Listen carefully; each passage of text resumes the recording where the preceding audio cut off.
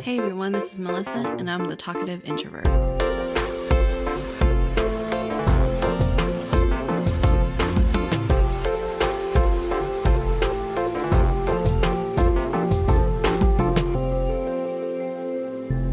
So for today's episode, I am joined by DP Knudten.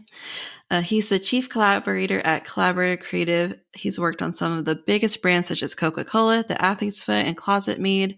He's also the creator host of the NONFICTION BRAND podcast and author of NONFICTION BRAND, Discover, Craft, and Communicate the Completely True, Completely You brand you already are.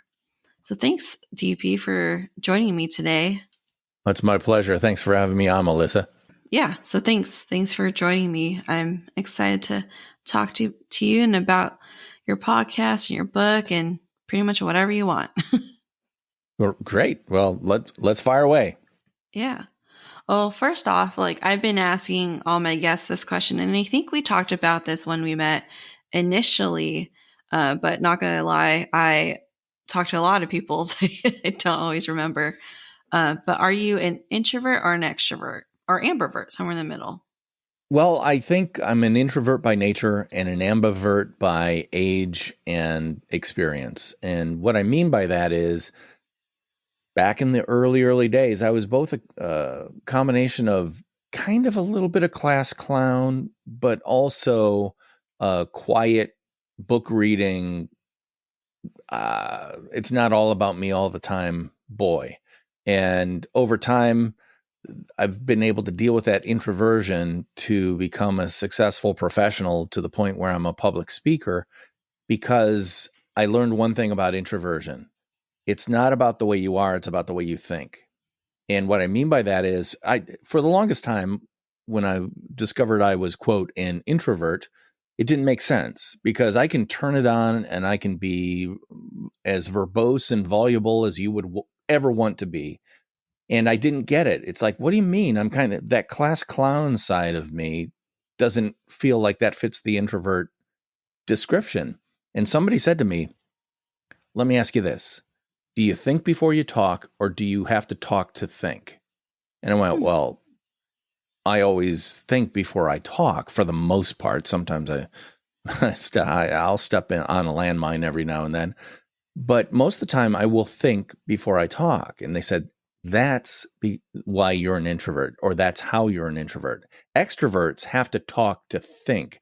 And by the way, I can prove that because I've been married to an extrovert for 26 years. She has to talk out loud to think. And it drives me, the introvert, nearly insane because it takes you longer to say something than the brain can process it. So I already know the end of her sentence before she gets there, and I'll cut her off because I know what you're going to say. And let me tell you, just a little bit of marriage therapy there. Don't do that. It does never, ever cut off an extrovert because they're getting to where you already are. It just takes them a little bit longer to get there. Yeah. I took a project management course just recently, and we did a lot of so for anyone wants to go into project management, it's very much about people skills and relationship building and all that fun stuff. And one of the classes we had to take was all about communication. And the golden rule is treat others how you want to be treated. Well, they created they made up the silver rule, which is talk to others how they want to be talked to, because everyone has different talking styles. And like you said, the extrovert, I have a very extroverted family. I have friends who are extroverts, and yeah, they just have to go through that cycle. They're just thinking out loud, whereas we're more internal and we think of, we still have the voice in our head, right? So, but theirs is just more externally. Yeah. And the other thing is with introverts, I don't know the numbers on this, but I'm guessing that there are a whole lot of introverts that if they took the Myers-Briggs personality sorter test, they would also be paired with intuitive, meaning that they are introverted and intuitive. And that is a terrible thing to deal with if you are an extrovert who's a feeler, because I intuit, and I've been a creative director in advertising and marketing for close to 30 years. I intuit why design A is better than design B. And I can't always tell you why. It's just, well, this one's better. Why? Okay, if you want me to think about it and come up with why, I can explain it to you, extrovert, who's a feeler. But my intuition is telling me it's better. A is better than B. And part of that is because I've developed the taste level over my life, because I've got natural talents in recognizing that which is better than that which is weaker. But as an introvert who's intuitive, I'll frequently run into problems with extroverts who need to feel it. They don't feel it's better until you explain it to them and they go, oh, now I get it. I feel that it's better. So if you're an introvert who is paired with intuitive, what you just said about talking to others the way they want to be talked with is absolutely true. I once heard someone say, communication is with the listener. And I was like, what does that mean, Yoda? Communication is with the listener. And then I thought about it and went, oh, if the listener doesn't understand what I'm saying, I have not successfully communicated. They own whether I've been successful. If I tell some things to someone and they don't get it, and they say, what? It could be they can't hear me, which is a problem with introverts, right? Soft-spoken people such as yourself, Melissa. You sometimes need to be louder, especially for people who might have some hearing problems. But a lot of times when people are saying what is, they are actually saying, I don't understand what you said. So what a lot of introverts who are intuitive say, they just repeat exactly what they just said. Instead of saying, well, I think it needs to be about 2 inches bigger. And they go, what?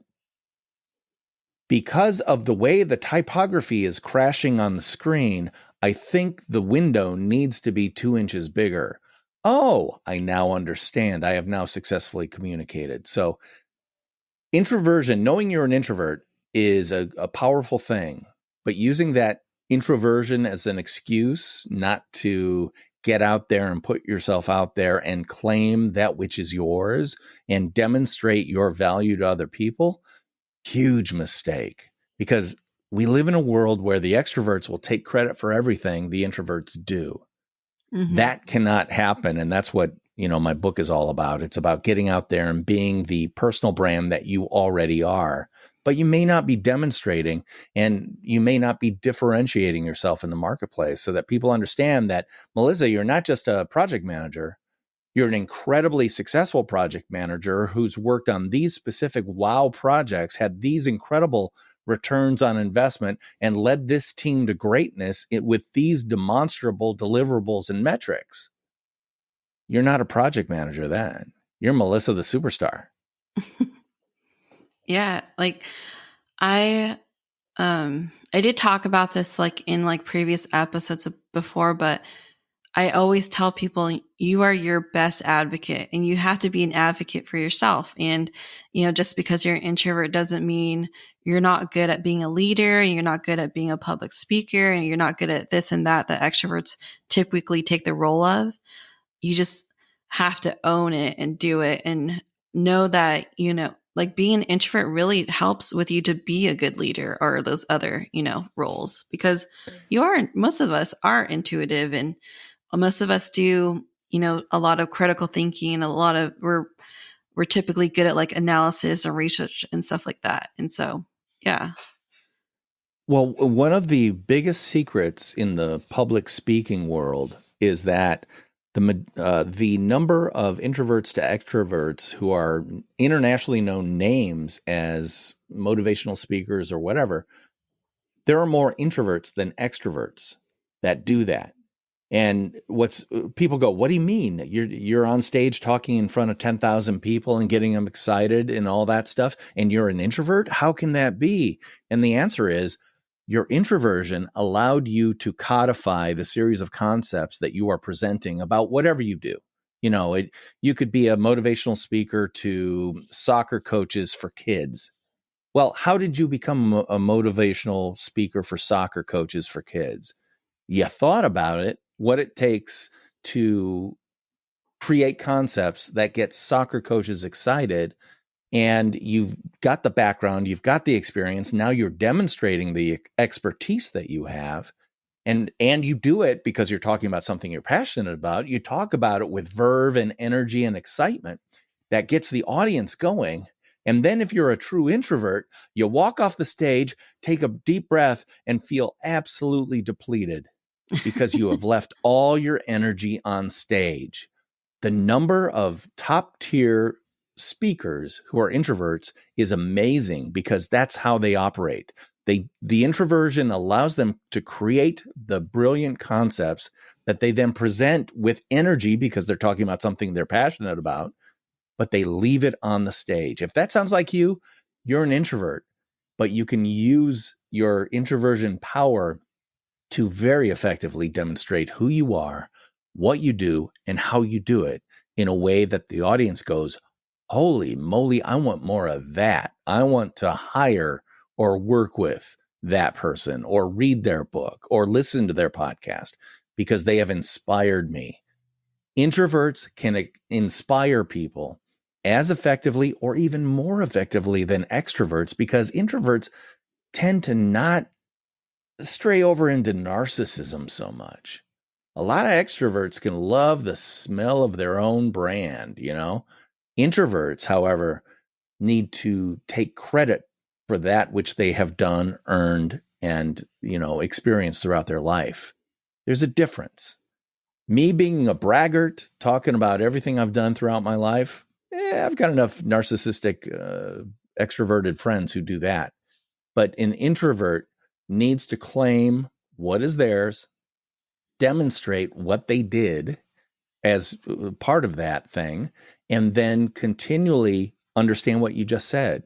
You've got to be your own advocate. You said you've got to be, I would say you're your only advocate, because in this world, there are far more people who will take credit for that which you've done than give credit for that which you do.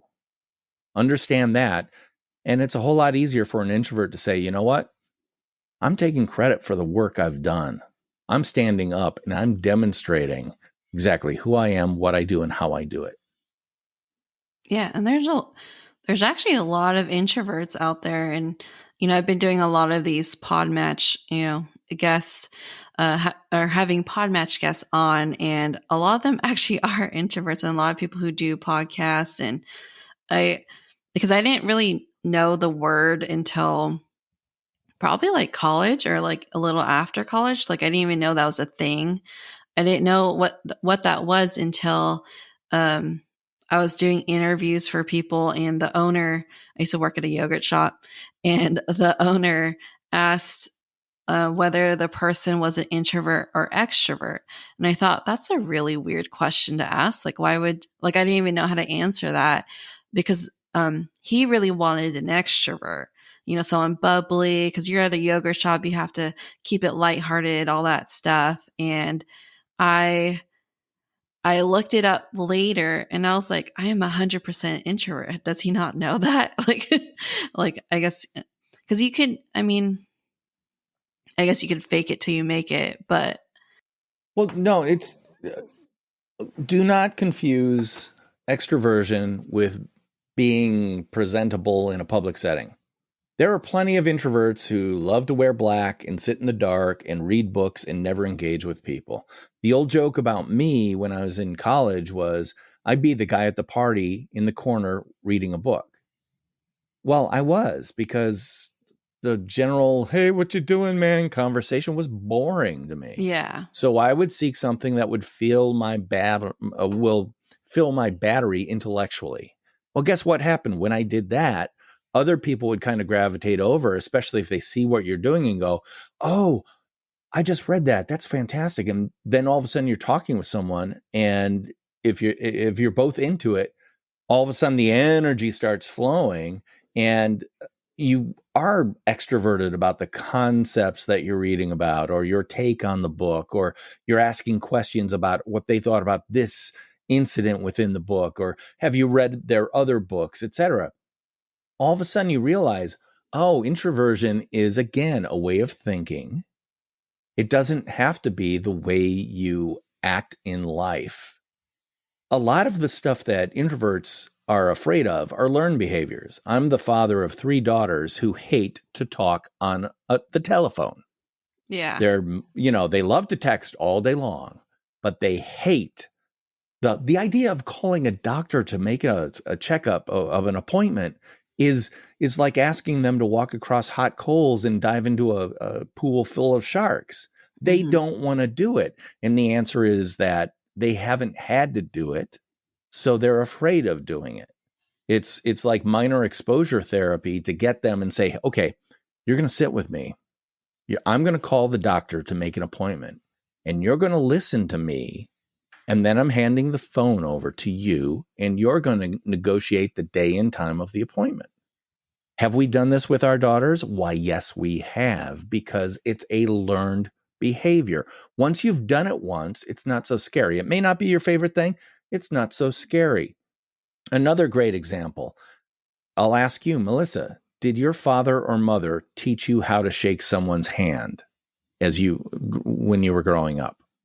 Not really. I mean, they taught us how to greet our family members and like friends properly, Okay, so that's good. That's good, but there's a part of the social contract that is very, very simple, and that is how to shake someone's hand, how and when to shake someone's hand. If you have never physically put your hand in someone else's hand, you don't know how long to hold it. You don't know how hard you're supposed to squeeze. Do you squeeze it all, or do you do that wet fish, a handshake that so many women do? By the way, women, if you want to project power wherever you are, give a good firm handshake. And I'm not talking about squeezing their fingers or hurting them, but if you just give a good solid handshake, all of a sudden that's a social signal that says, I'm not afraid of you. I'm powerful. I have things of value to say and share. I'm here, I'm present, and I'm not afraid. All of this stuff goes back to the reptilian part of our brain. It's like, are you afraid of me? I can tell you're afraid of me. Guess what? You're afraid of me. I am now more powerful than you. That kind of reminds me of so I used to go to church when I was living with my parents. And so after church, you would hand or shake everybody's hand afterwards. And that just reminded me, I just remembered this she's not little. She's like my age, but she physically is very little and very shy and very soft spoken and didn't really talk much or like interact with a lot of people. And her handshake, like I felt like I was going to break her every time I shook her hand. And she didn't really move. You just grabbed her hand and moved it for her. And so that just reminded me of that. Well, and so much so that you remember it years later. I mean, let's face it.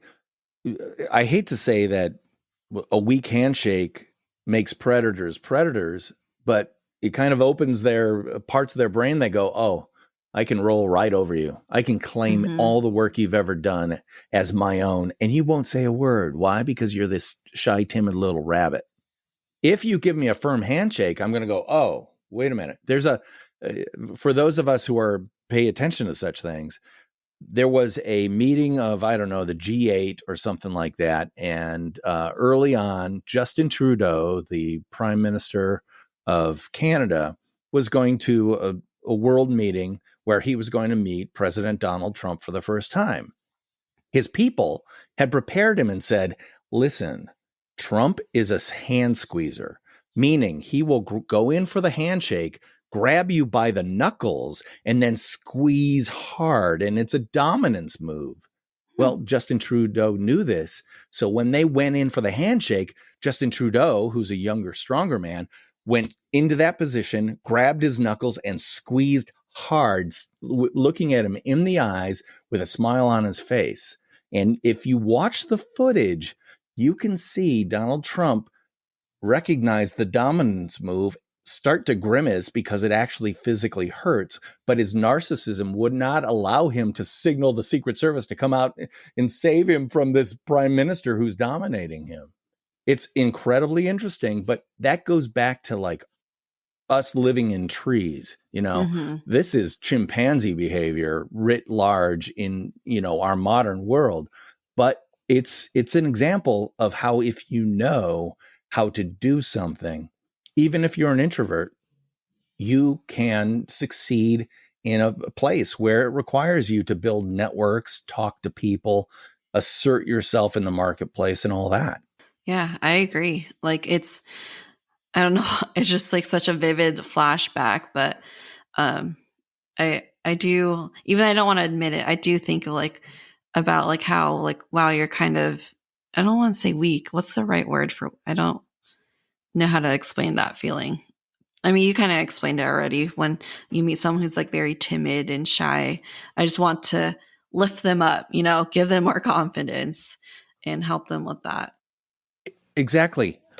And what you would be doing is teaching behavior that can be learned. And that's the key. You can learn it.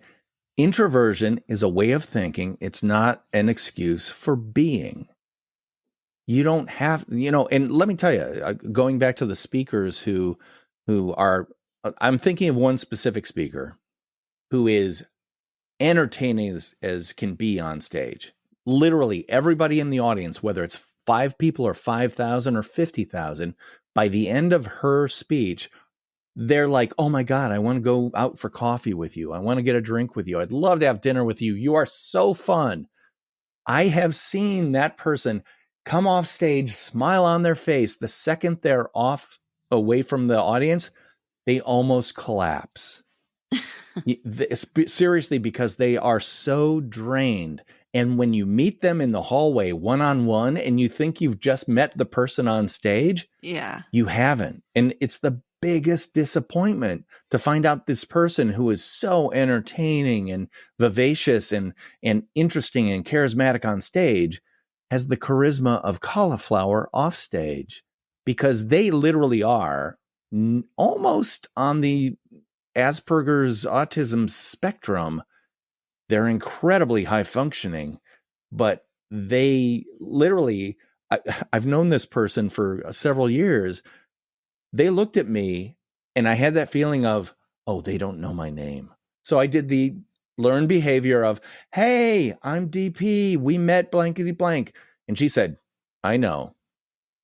And I went, oh, I'm sorry. I just, and she said, no, I remember. I go, ah. And I said to her, I don't know how to read you. I don't know how to read your face, your demeanor, or anything. And she said to me very flat, I've heard that a lot. So she may be on the autism spectrum at a very high functioning place, but she has learned behaviors that have made her the incredible online or on stage presenter that she is. I get that. I'm laughing because I get that a lot. I kind of, when I talk to guests, especially if they're not like, we don't know each other personally, it's different with friends and family, but I do kind of turn it on a little bit more when I'm talking to strangers. And it's just so funny that you mentioned that story, because I do that also for work. And luckily, we work from home now since the pandemic, and I don't have to be on all the time. Like I am during the meeting, but then once the meeting's done, like I get to be quiet and not talk anymore. And it's just funny because I did have an occurrence with a coworker who they didn't understand if I was mad, upset, or happy. And I had to explain to her, I was like, oh, I'm sorry. I'm just like, because I was kind of already, my energies are already draining by that point. And I said, I do tend to be monotone, like normally. That's my normal voice is monotone. And so I do have to learn to smile when I actually am happy about something, or learn to like, make some type of emotional expression to show what I'm thinking, or to like verbally say what I'm thinking so that people know what I'm thinking. And so I kind of get that. Well, and you're doing what you should be doing, which is I know I'm an introvert. I'm taking that knowledge and I'm using it to power me in a positive way, Mm-hmm. because I know that Zoom calls make everybody flat.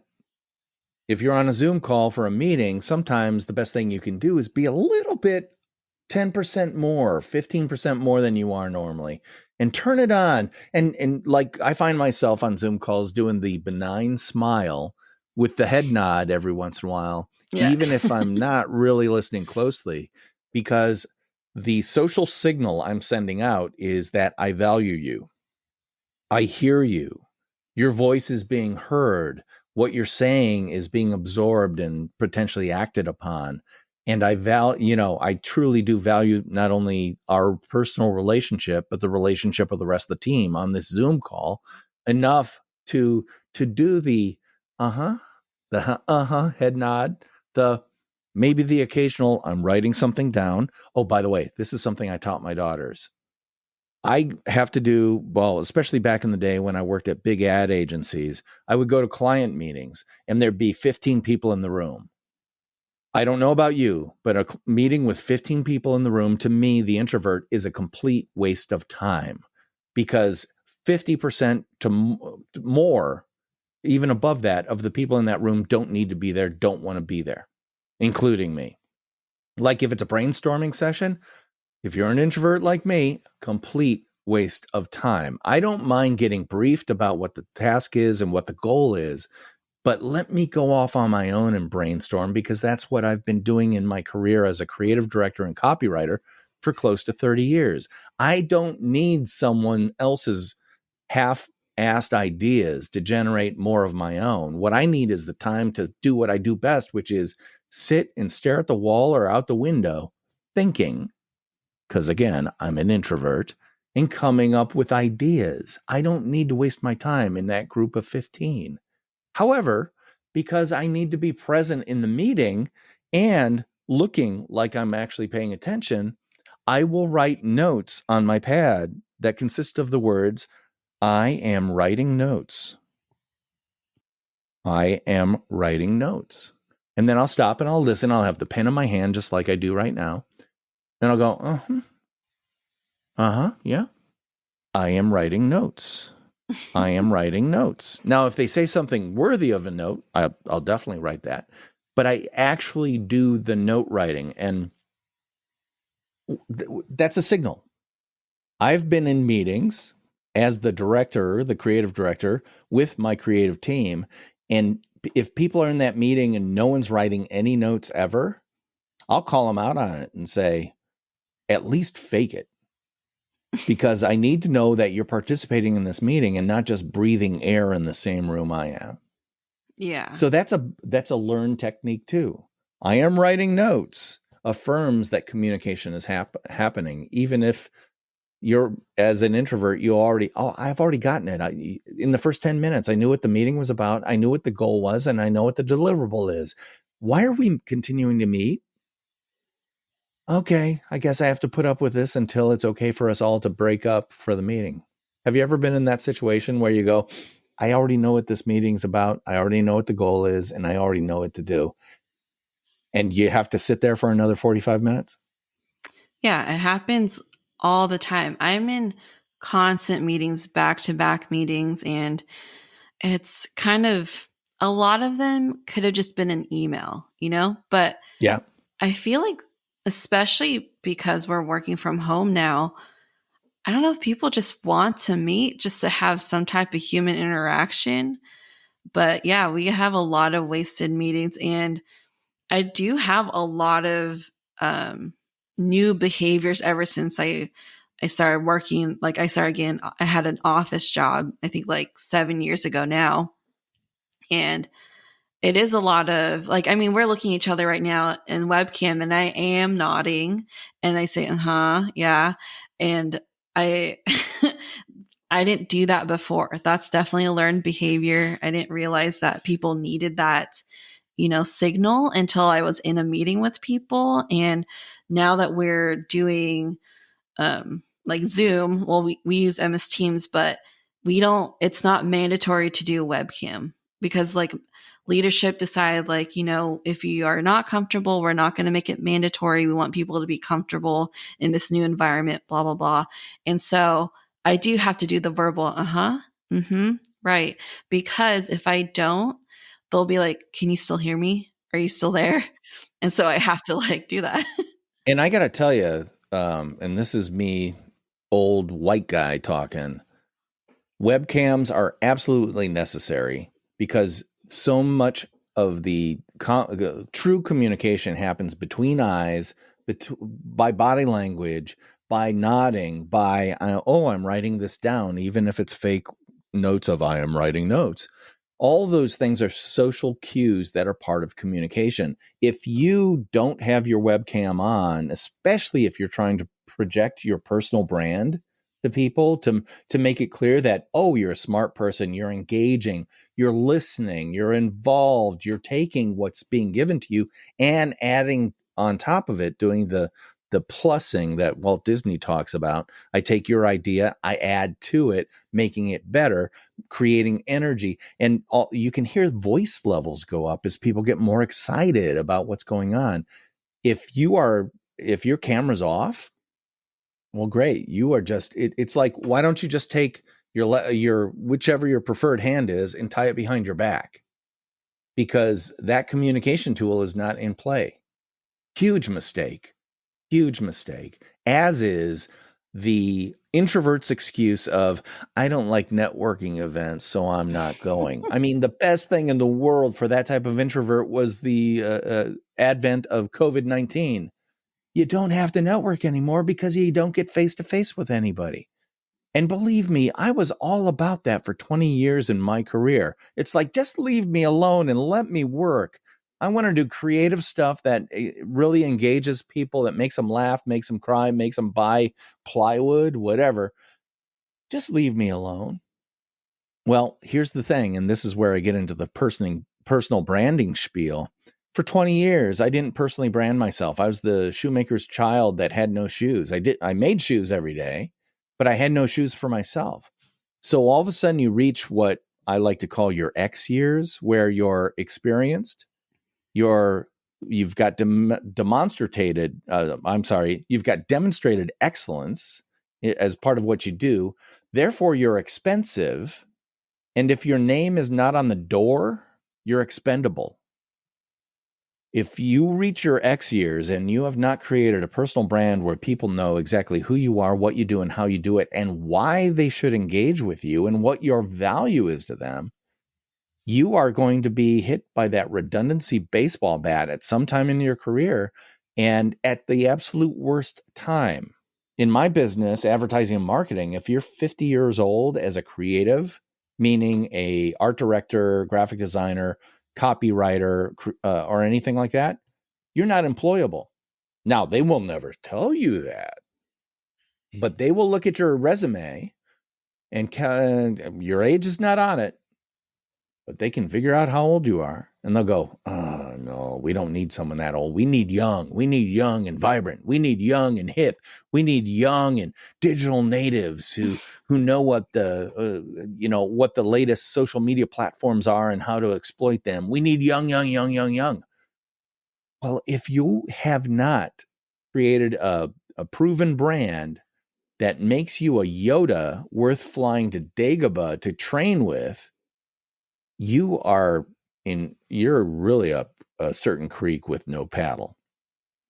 You've got to build that personal brand, demonstrate who you are, what you do, and how you do it in a way that people understand what value you offer them and why they should contact you.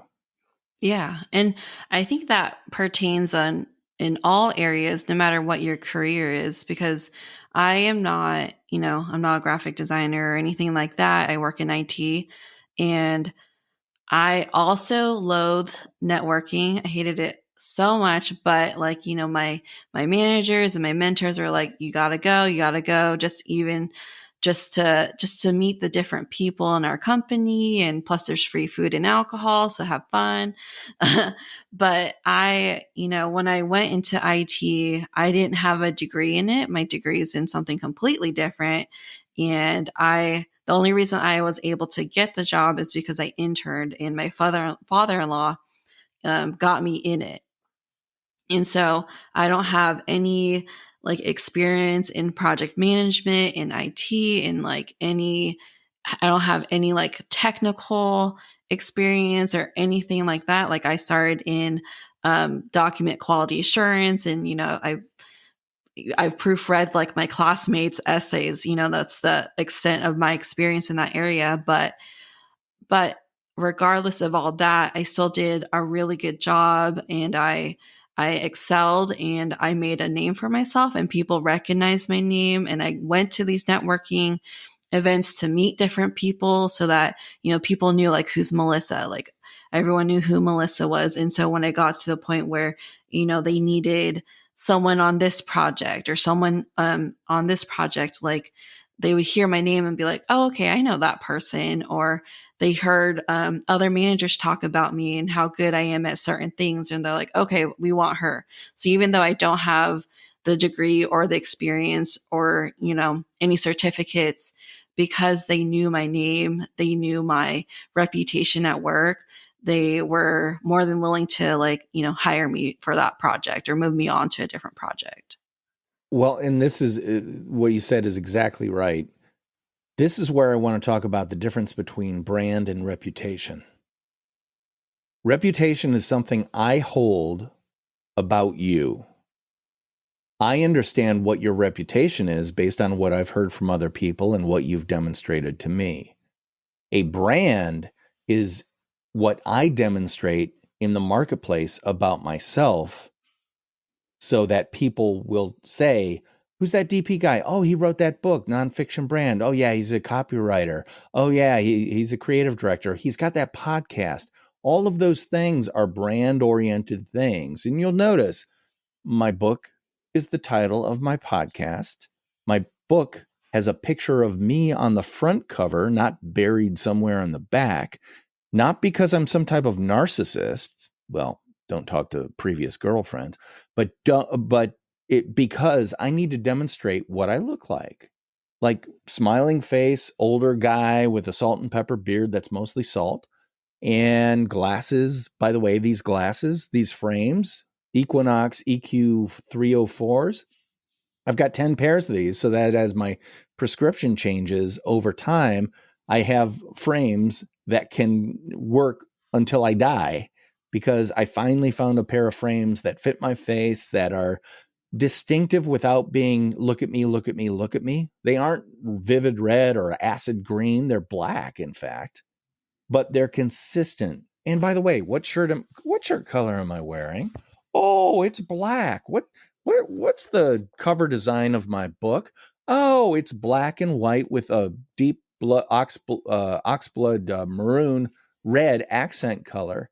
All of these colors I use them consistently as part of my brand. So that, Melissa, we have never met in person, but let's just say we're at a conference of 5,000 people. I would have contacted you before saying, Melissa, I'm so looking forward to seeing you at this conference. Can't wait. But yeah, you're going to be there. Oh, wonderful. I hope to see you in the halls. Fine. I come walking down there. I'm a 6'3" plus, big guy, fairly big guy, 230 pounds. And I'm wearing a black shirt. I'm wearing the same eyeglasses that you've seen from my book, from my cover art on my podcast. And because of my size, I'm bigger than 90% of the people walking down the hall. You're going to be able to see me 500 yards away and go, that's DP. Oh, I got to go say hi to DP. All of a sudden, my brand, we haven't even met yet. You've got enough understanding of what my reputation might be based on what my brand has told you to think. I like to say brands say, cultures do when it comes to businesses, but it's also true. Brands say what reputations think. Okay. At least until I do something to ruin that reputation personally. So, we touched on personal branding in your podcast and your book. So why did you name it NONFICTION Brand? Well, that's interesting. When I was a young copywriter, I worked at an agency in Atlanta, Georgia that had Coca-Cola as a client. And I learned very early on, when I'm writing, print ads or billboards or radio scripts for Coca-Cola, that when I went to present to the clients at Coca-Cola, they were going to ask me without fail 3 things. How does this say authenticity, refreshment, and sociability? And I'm like, well, what does that mean? Authenticity, refreshment, sociability. These were the 3 pillars of the Coca-Cola brand at the time. So, okay, that's great. I know that, but I need to know a little bit more. And one day I got a creative brief that said, write some stuff. In the copy points part, which is the part I cared about because I was a copywriter, it said, write some stuff. And I'm like, what do you mean, write some stuff? What is this? Is it a retail ad? Is it a buy one, get one free? Is it a supplies limited? Is it an event that we're inviting you to? Is it a new product we're launching? What do you want me to say? And so I take that creative brief to the person who wrote it and I said, what is this? And then I said something that stuck in my head for probably 15 years. I said, I am not a fiction writer. And what does that mean? Well, I can write bad fiction that no one wants to read. So it's not that I can't write fiction. It's that when it comes to advertising and marketing, I am not a fiction writer. I will not tell a lie. I don't mind polishing stuff or spinning it as much as I can to make it work for the client. But I'm not going to say that, this sugary drink is going to make you lose weight. That's a lie. I need the nonfiction facts about what it is. And so I started thinking about that idea, nonfiction. I'm a nonfiction writer. No, I'm a nonfiction brander. Well, what's a nonfiction brand? A nonfiction brand is based completely on who you are, what you do and how you do it, what your value is to other people, and why they should engage with you. So when it comes to nonfiction branding, it works for huge companies. It works for individuals. Let me give you an example. A realtor, a real estate professional hired me to help them with their brand because they understood one thing very important. If you are not a premium brand, you are in fact a commodity that exists in a barrel with all the rest of the commodities, some of whom may be a little bit rotten. Now, I don't know about your experience with realtors, but I've had some great ones and I've had some terrible ones. I've had some that are like you want to invite to your kids' birthday parties, and I've had some that you would love to see put in jail. So all realtors are the same, right? If you're in that barrel, you're an apple that's going to be just as bad as the most rotten apple in that barrel. The key is to get out of that commodity barrel and onto the stage where your premium brand can demonstrate and differentiate yourself from every other realtor out there. What you do technically is realty, work with real estate. But that's not why I want to engage with you. The realtor I worked with, I was talking with her, and part of my process is to ask questions and just deeply listen. And so one of the questions I asked, I said, so after college, how did your professional career start? And she said, well, I was a journeyman union carpenter and blah, blah. And I went, whoa, wait, back it up. You're a woman who's a journeyman union carpenter. I want to follow this because I know no journeyman union carpenters, much less female carpenters. I don't want to say women can't be carpenters because obviously they can, but in my mind, carpenters are generally male. Tell me about you and what does that mean? Well, it turns out she built houses. She swung a hammer. She cut boards. And I went, this is hugely important to your brand because realtors love to walk into a house and say, oh, we can knock that down. We can put a window in that wall. We can do this, that, and the other thing. And you look at them and you're going, oh, you're wearing Louboutin shoes and white clothing on a job site. And I don't trust you because you've not demonstrated your expertise.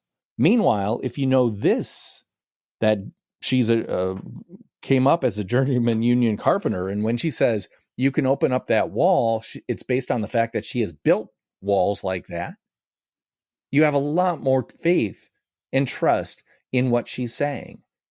So that was a huge thing that's a true nonfiction element of who she is as an individual. Consequently, that takes her out of that barrel of realtors who are all about showing you two houses and then getting a check for $20,000 at the signing. It takes her out of that barrel and puts her on an entirely different stage in your mind, and one that you are happy to share and evangelize, and you become part of her unpaid sales force because you know exactly who she is, what she does, and how she does it, and why she's valuable, and why you should engage with her. Word of mouth is the best form of advertising. You can't have word of mouth working for you if you haven't started building a personal brand. Now, Melissa, you said you've already got people talking about you, about what you're good at, the things, why they might want to engage with you. You've been building your personal brand and you didn't even know it because you didn't have that framework in your mind. You've been doing it osmotically or organically.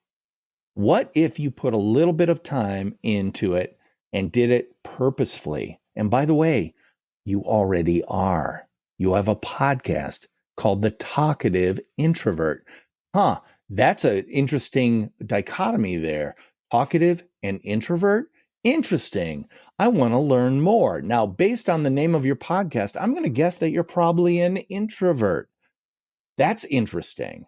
Do you see what you've already done? Yeah. Your brand has given you a reputation in my mind before I even met you, so that when Podmatch served up your podcast as a potential match for me as a guest, I'm like, oh, I'm all about this. I do 2 seconds of research on you, go to your website for the podcast and go to the About Me page, and it says, I'm actually an INTJ-A.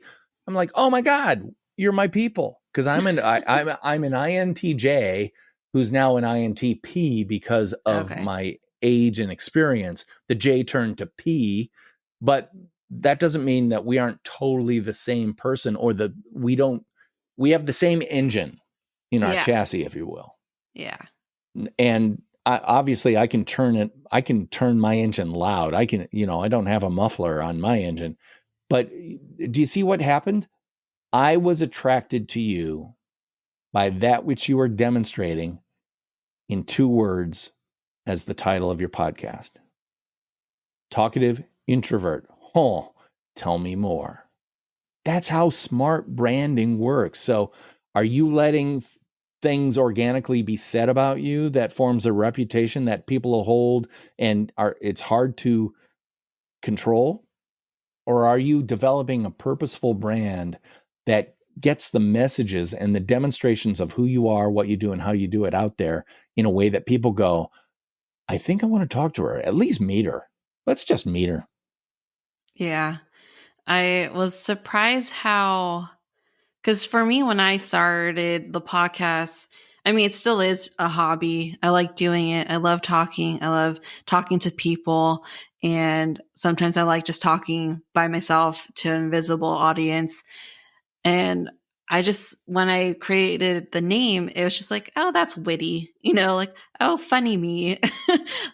Like I just thought it was funny because, you don't think about an introvert as being talkative, but I am talkative and I can talk a lot if it's a subject I am passionate about or care about or, am interested about. And when I did started Podmatch and started getting, matches, I did ask some people like, like why do you want to be on my podcast specifically? Like, I know there's some people who are just reaching out to literally everybody they match with. Like, there are people who are just want to be on as much podcasts as they can be, which is, I get it. You're trying to spread your message and get out there. So that's very important to those people. But some people were like, well, honestly, it's the title of your podcast, because they're like, I love podcasts. I'm an introvert too. I like talking too, but they don't like talking like, small talk or like in large parties where you can barely hear the person and they're just asking you like, hey, what's up? Or like, what are you doing there? Or like, how do you know so-and-so? Like, it's not always like interesting. It can become interesting, I guess, but having this one-on-one and doing like having this conversation. It's just so much more energizing than trying to like talk to a million people or network or anything like that. You know what? I use the word nutrition to describe what you're talking about. Nutrition. The conversation we're having right now is nutritious for both of us. I'm learning from you. You're learning from me. I'm a lifelong learner. If you ask me what's the most important thing in your life, it would be, well, obviously my family. But when it comes to activity, it's like I have to learn. The stuff I watch on TV teaches me stuff. Even if it's a fictitious drama, I learn something, or I develop more sensitivity. The intuitive side of myself is fed. All of these things. It's nutritious. A bland conversation about the weather, boring. A conversation with a meteorologist about how tornadoes form, incredibly nutritious. I'll talk to that meteorologist all day long. And I don't know about you, but I've literally, when I've had the proverbial conversation with someone, I met someone, I remember this vividly. I said, so what do you do? And he said, well, actually, I'm a diamond merchant. I went, oh my God. So tell me about that, because I understand that diamonds have basically, De Beers has cornered the market on diamonds. And if all the diamonds in the world were released right now, they would have the value of $1 of a carat. And he goes, yes, that's actually true. They actually have. And we had this conversation that went on forever. I know nothing about diamonds, but I had this incredibly interesting conversation with someone because of the nutrition I was receiving and he was receiving in the form of my questions, my enthusiasm, my interest. Because let's face it, if you're watching a football game with some friends and they say, so what do you do? I sell diamonds. Oh, okay. Crickets. No one cares about that, right? If you find someone who gets something that you're interested in or is interested in it like you are, let's say it's Japanese anime. One of my daughters is a cosplayer who does Japanese anime and stuff like that. She's basically doesn't talk to anybody. But boy, you talk to her about that, watch out, because the tsunami of words are coming out. And the conversation would be interesting on both sides because it's about a transfer of nutrition between two people who are interested in the same thing. Yeah, that reminded me of someone I interviewed not that long ago. They were saying how they love, I don't think this made it onto the episode, but they said, I love the questions that you ask. And I was like, wow, okay, thank you. Because no one's like said that to me before. And they said, I love the questions that you ask because it seems like you genuinely actually want to have a conversation and you're actually interested in what they have to say, where versus somebody who, because they made an example of somebody they also matched with, and they kind of just had a list of questions on a Word document. And so they would ask the first question, they would talk about it, and then go to the next question. It wasn't that easy flow, like back and forth. And it just sounded like they wanted to get their questions, like, go through their questions and get them over with. Because they weren't listening. Mm-hmm. They had a podcast. They needed words to fill their podcast. They didn't care what the words were. Yeah. I don't know if you've ever watched a TV interview with somebody on one of the major broadcast stations, but there are interviewers who, when they hear the piece of gold, they grab that piece of gold and they throw the rest of the questions they may have on their list. You got to maybe have a question in mind that you want to ask, but good interviewers don't have a list of questions. They listen and then grab those grains of gold and follow that vein of gold wherever it goes. If someone said, well, it was about 3 years after I killed my first wife, I got my first film job, blah, blah, blah, blah. If it went on to talk about the film job and didn't talk about you murdered your first wife, what? As an audience member, you'd go, were you even listening? Because I would follow that story more than I would them talking about whatever the film they're in now. I do the same thing. Like, listeners, you don't know this, but I'm telling you, Melissa did not send me a list of questions before we got on the horn and started talking.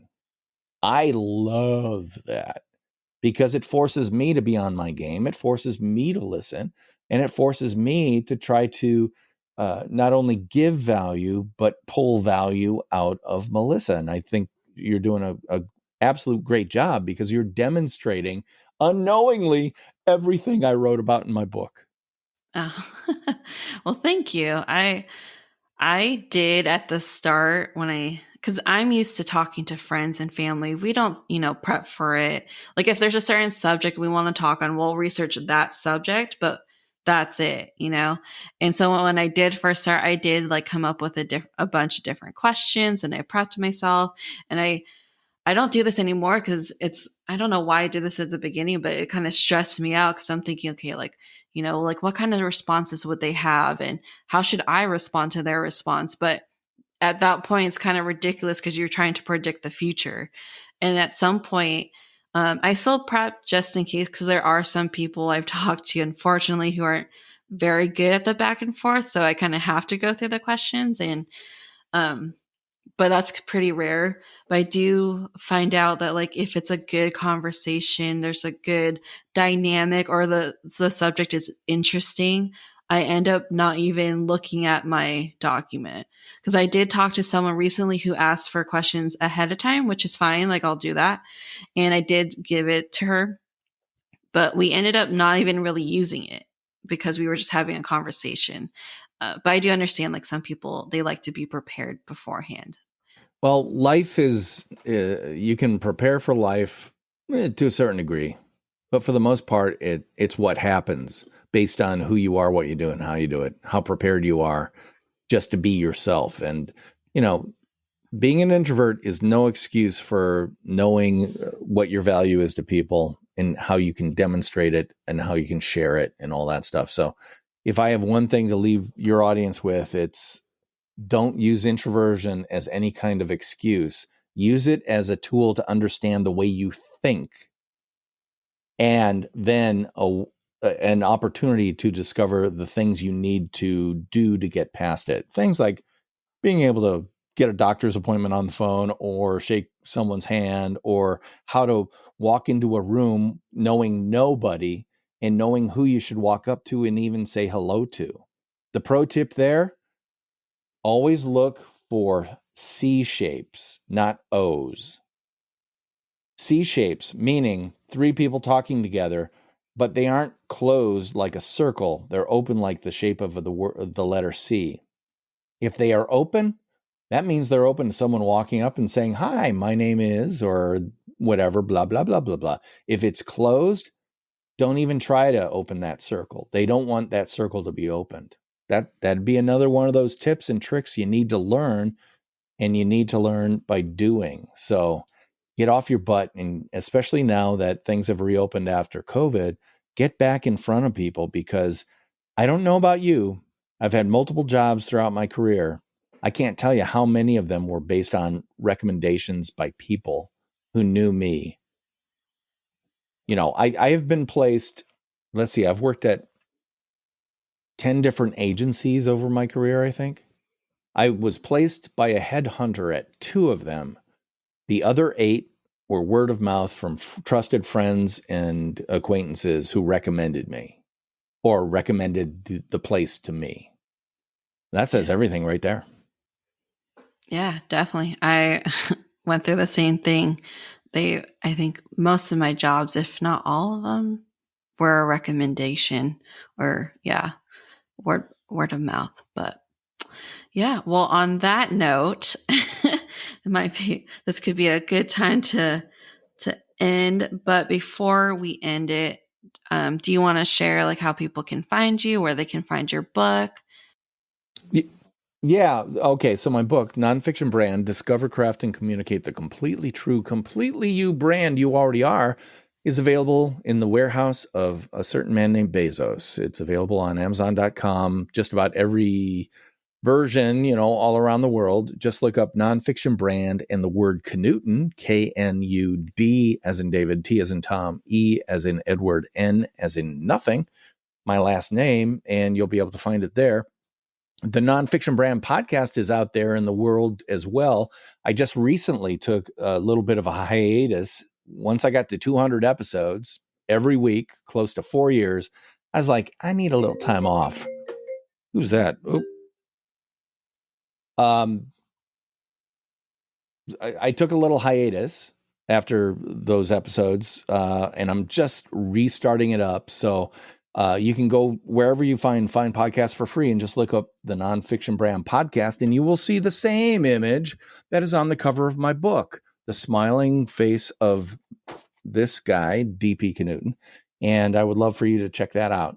You can also, I would love to invite your guests to go to nonfictionbrand.com/gift to download 3 PDFs that can get you started on building your brands in a way that can really provide value for you. All you have to do is go there, download the PDFs. You don't have to join my email list because frankly, I don't ever send anything out to it. It'll ask you to join, but you don't have to. If you want to, that's fine. But download those PDFs and start doing those things today, and you will start building the personal brand you already are, but are not taking advantage of. Awesome. Well, thank you. Thank you for sharing all that knowledge. And it was fun talking to you about everything. And yeah, thanks for being on the podcast. Well, thank you. Have a great time. Have a great day. Have a great life. Thanks. You too. Thanks for making it to the end. If you enjoy what you hear and want to stay up to date on the show, please follow me on Facebook and or on Instagram. You can also check out my website at thetalkativeintrovertpodcast.com. All the information will be on there as well as in the show notes. If you want to help support the show, please review and rate the podcast and share it with your friends and family. Thanks so much, and I'll talk to you guys in the next episode.